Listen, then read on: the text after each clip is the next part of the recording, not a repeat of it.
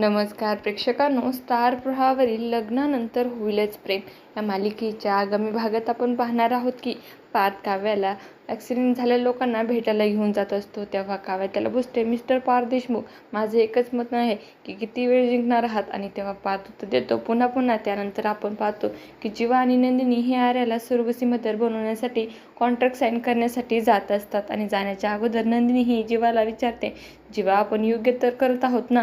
तेव्हा जीवा बोलतो, आपण दोघे एकत्र आहोत म्हणजे नक्कीच योग्य करत आहोत.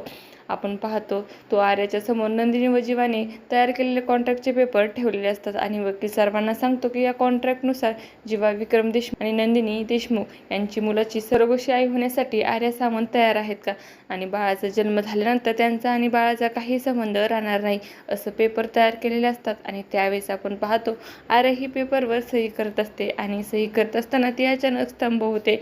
आणि त्यावेळेस जीवा व नंदिनीच्या मनात देखील आर्याविषयी संशय निर्माण होतो. आता येणाऱ्या भागामध्ये आर्या ही जीवानंदीच्या बाळाची आई होणार का, हे पाहणं अतिशय रोचक ठरणार आहे.